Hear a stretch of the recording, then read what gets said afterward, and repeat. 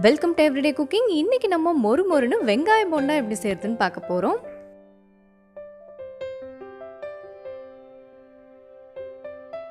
இதுக்கு ஒரு 2 பெரிய வெங்காயத்தை சின்ன சின்னதாக நறுக்கி எடுத்துக்கோங்க.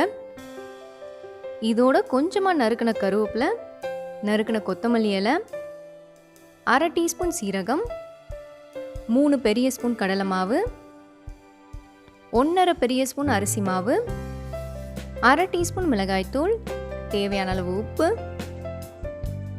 பொடியாக நறுக்குன ஒரு பச்சை மிளகாய். இதோட வேணும்னா நீங்கள் ஒரு பிஞ்ச் பேக்கிங் சோடா சேர்த்துக்கலாம். பேக்கிங் சோடா சேர்த்திங்கன்னா கொஞ்சம் புஷ்ஷுன்னு சாஃப்டாக வரும். அதுக்காக தான். இப்போ இது எல்லாத்தையும் நல்லா கலந்து விடுங்க. இது இன்னும் கொஞ்சம் ஒன்றோட ஒன்று ஒட்டாமல் இருக்குது. அதனால் ஒட்டுறதுக்காக கொஞ்சமாக மட்டும் தண்ணி சேர்த்துக்கலாம். ரொம்ப தண்ணி சேர்த்து சொத சொதன்னு ஆக்கிடாதீங்க, இல்லைன்னா மொறுமொறுன்னு வராது.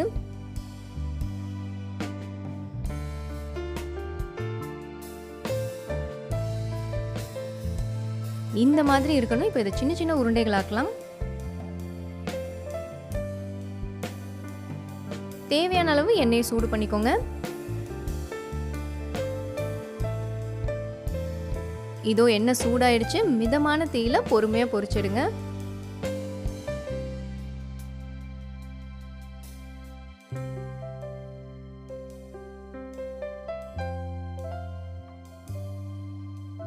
திருப்பி போட்டு எல்லா பக்கமும் நல்லா வேக விடுங்க. நல்லா மொறுமொறுன்னு ஆகணும்.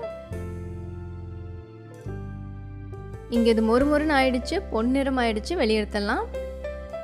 இதை நீங்க இப்படியே சாப்பிட்டா கூட ரொம்ப நல்லா இருக்கும். இல்லைன்னா தக்காளி சட்னி இல்லைன்னா வெங்காய சட்னியை காம்பினேஷன் எடுத்துக்கோங்க. செம்ம டேஸ்டா இருக்கும். இங்க நம்மளோட மொறுமொறு வெங்காய போண்டா சூப்பரா ரெடி ஆயிடுச்சு. உங்களுக்கு பிடிச்சிருக்கும் நம்புறோம். வேறொரு இன்ட்ரெஸ்டிங்கான ரெசிபியோட உங்களை சந்திக்கிறோம். மறக்காம எங்க சேனலுக்கு சப்ஸ்கிரைப் பண்ணுங்க.